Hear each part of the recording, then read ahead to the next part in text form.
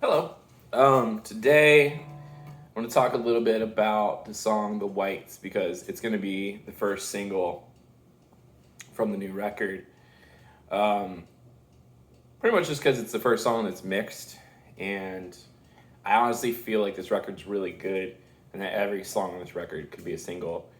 So, this is the first song from the record. So, I'm going to talk a little bit about the backstory of writing it and then my reaction to hearing the studio version, which I'm going to release 1 week from today. So next Sunday, I'm gonna release it. Hope you dig. But so anyway, I was playing a show, just like a cover gig, back a couple years ago, and some friends of mine came to see me play, and it was Ashley and John Walsh. And Ashley's been like a big supporter of my music since the first time she heard me play. And I was playing a lot of times, I'll mix in my songs when I do play cover gigs, and I think I was playing The Flame, and then I took a break and was talking with them, and they told me they really liked The Flame, which is also on this record, and said it kind of had a lullaby feel, and they let me know that they were having a kid, and they wished I could write like a lullaby type tune for their kid. So I did.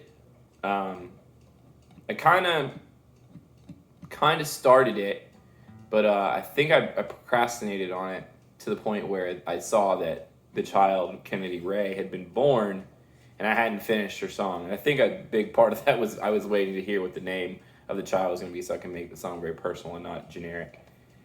So anyway, so I realized this. I'm like, okay, I have the day off. Kid's been born. I need to go knock the song out. So I go and spend some time writing, and I finish the song, and I sent it to her, and I posted a video of it. You can find somewhere on my YouTube channel. But like I do a lot of times when I'm playing guitar, is a lot of times I'll just screw around and play, and I just came up with just a little chord progression, just something simple, but I like the feel of it, kind of like a dark feel. It's like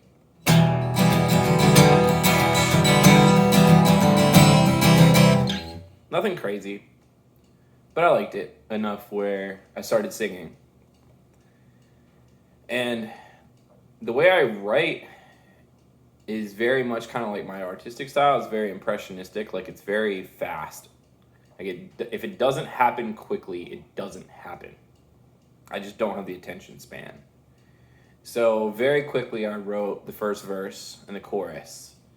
And then I remember thinking I've done enough today. I'm gonna go read a book in my hammock, which is like one of my favorite things to do when the weather's not too hot outside.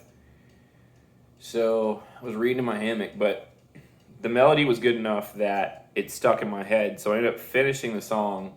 Like I ended up putting the book down and finishing the song while I was laying in the hammock. And then I went and made myself a quick little recording of it so I wouldn't forget it. But that's pretty much just the backstory of writing the song. The song's about war.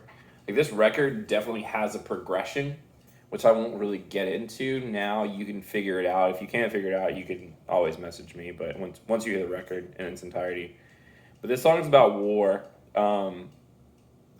Particularly, like there's a line in the song, when it all seems so loud and quiet, just the same. I was thinking of like war movies where like a shell goes off, like near some people, and then like someone will grab that soldier the shell went off near, and they're shaking them and yelling at them, and that person can't hear anything. It's all just quiet, and then all of a sudden their hearing will come back, and you'll have that level of everything being loud again. So that's kind of what that reference is like when it all seems so loud and quiet, just the same. But anyway, it's kind of the story of the song. So my reaction to hearing the studio version, I was really blown away by it. And there's 4 people's contributions that I want to talk about. I mean, obviously my whole band has contributed a lot to this record, but certain songs definitely highlight certain people. You can hear Ted strumming the acoustic in the background. All I did was I sang the lead and then I played the whammy guitar.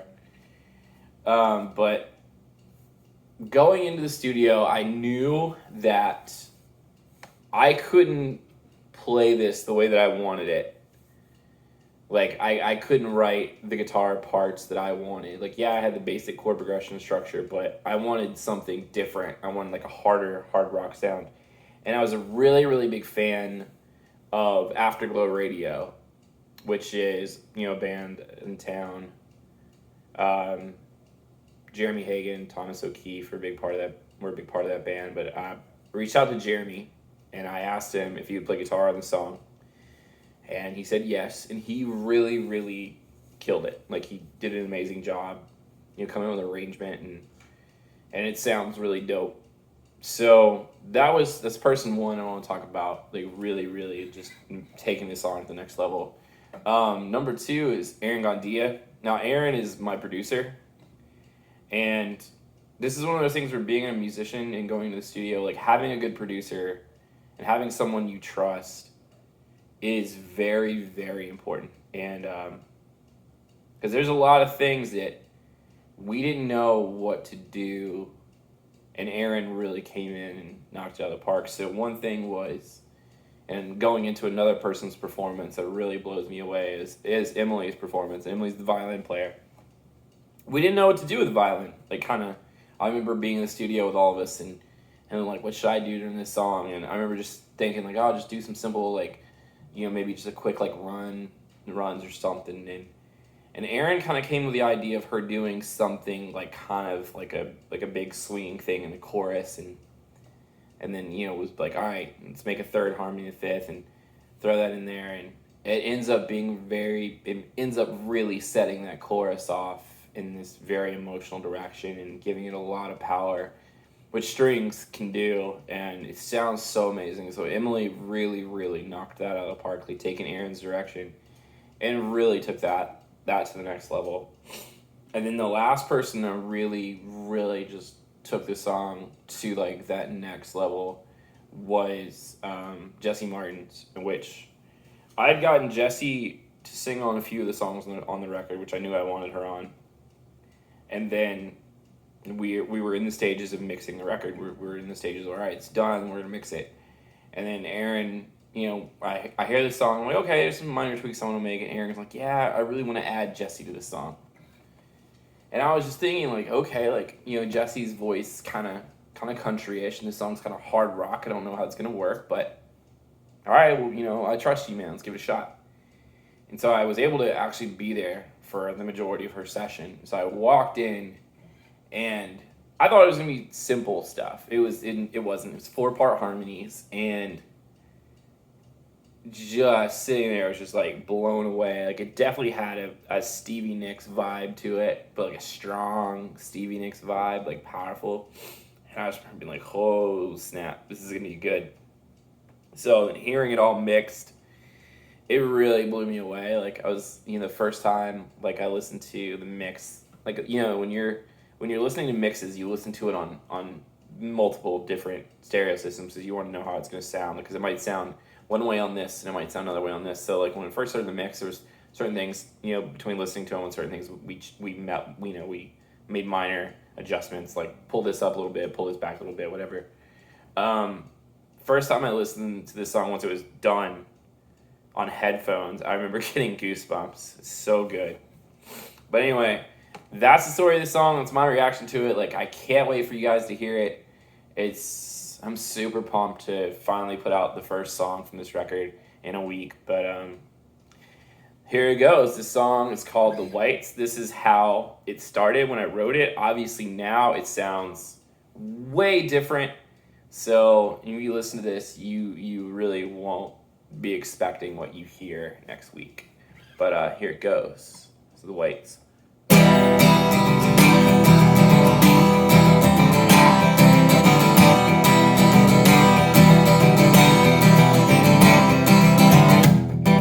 Was an ugly word, but a battle seems as absurd as there's glory in the day that fades as the years pass away, when nobody's laughing now, when it all seems so loud and quiet just the same. I'll think of you as I pray. We will fight until we fall, all the way from dusk till dawn.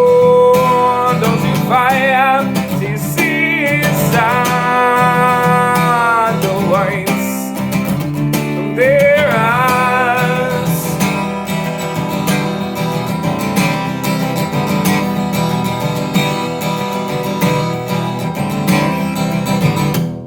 The smoke starts to clear,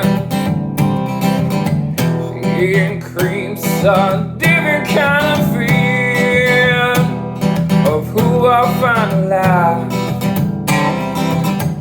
and who has run out of time. We will fight until we fall, all the way from dusk till dawn. Don't you fight to see inside the whites in their eyes.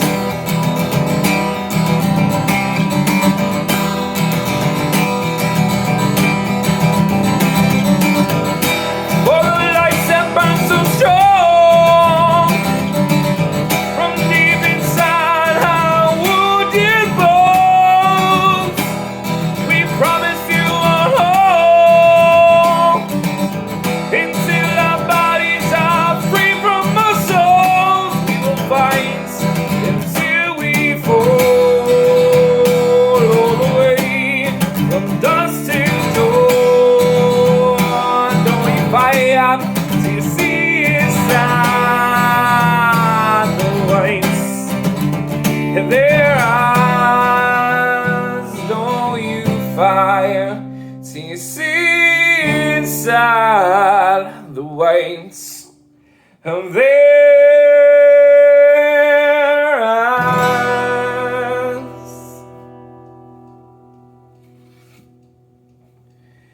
Anyway, hope you dig. Thanks for listening. Can't wait for you to hear the studio version, which will be out next Sunday. But until then, peace out, Cub Scouts.